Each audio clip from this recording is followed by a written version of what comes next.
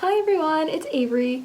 Today I'm going to talk about my history as an au pair, meaning why I became an au pair, what my experience has been so far, and any advice I have for anyone who is thinking about becoming an au pair or doing a gap year, and why I highly recommend it. And as well as the easing of the lockdown restrictions in Bavaria and how our post-corona normalcy is starting to look here in Bamberg. So I'll start with why I became an au pair.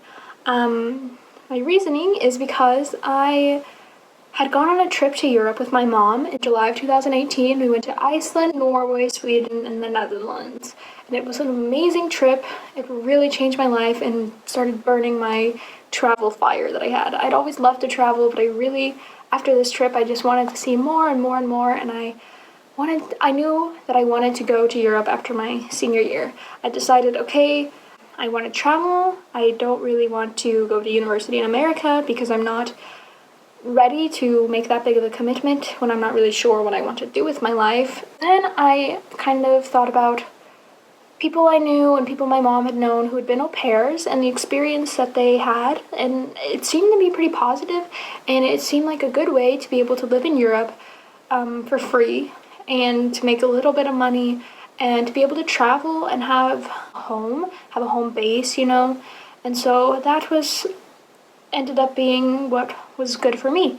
So I applied on aupairworld.com about maybe 2 weeks after my Europe trip, maybe only 1 week. It was really soon after we had gotten back from Europe. I made a profile, and basically with that, you just have to fill out your name, where you're interested in going for your au pair year, what your childcare experiences, what languages you speak, that kind of stuff. So you make a profile about yourself, and then you are able to search through a database of families who are looking for an au pair who meets your description.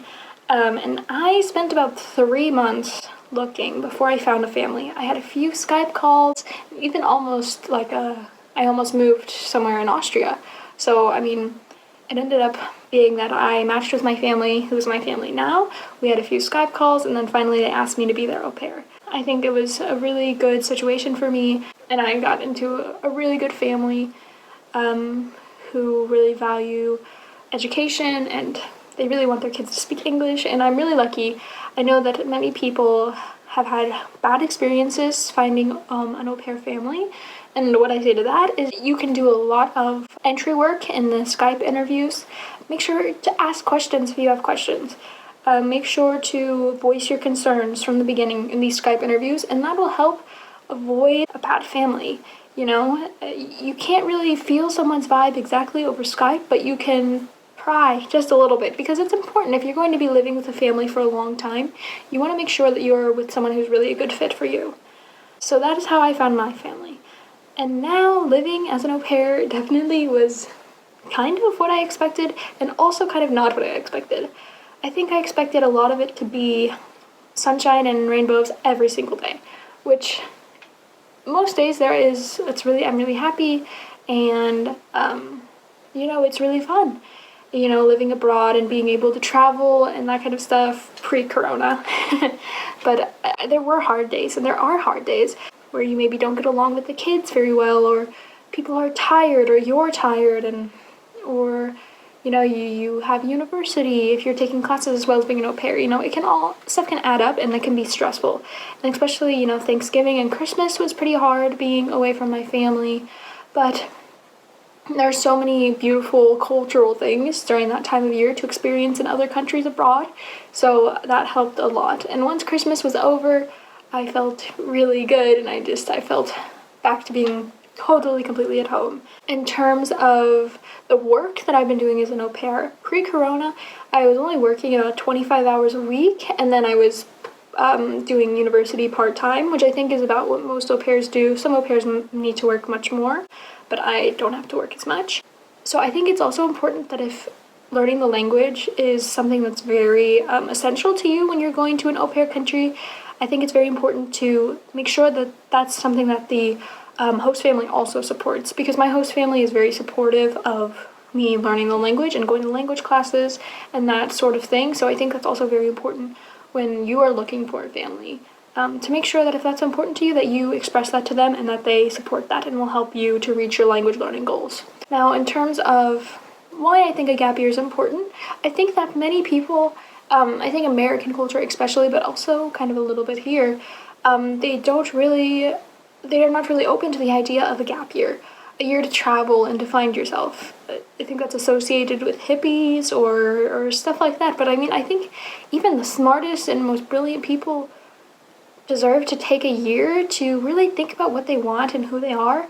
And maybe they already know that and maybe they're certain of that, but I feel like there are many brilliant minds and average minds and not so brilliant minds who could really benefit from taking a year and putting yourself out of your comfort zone and really just giving yourself that outlet to change, you know? You need to be able to change and give yourself space to change.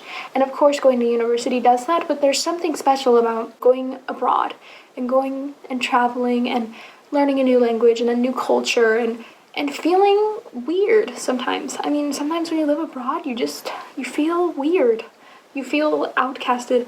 And sometimes that's a good thing to feel that way. So I think I've definitely benefited from feeling that way.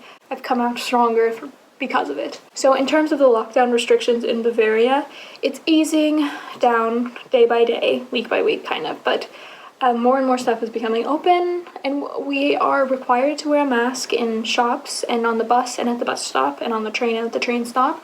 We are only allowed to be with one other person, but the guidelines are very tricky to read.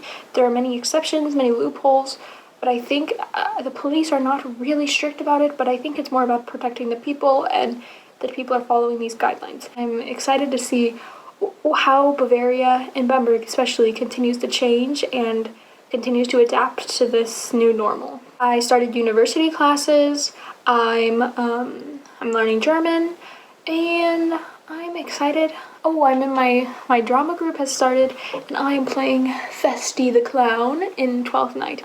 And we're going to be doing an online performance so all my family and friends can watch it if they want to in July. That's all from me. It was great talking to the camera, and I hope that everyone is having a wonderful day. Talk to you later!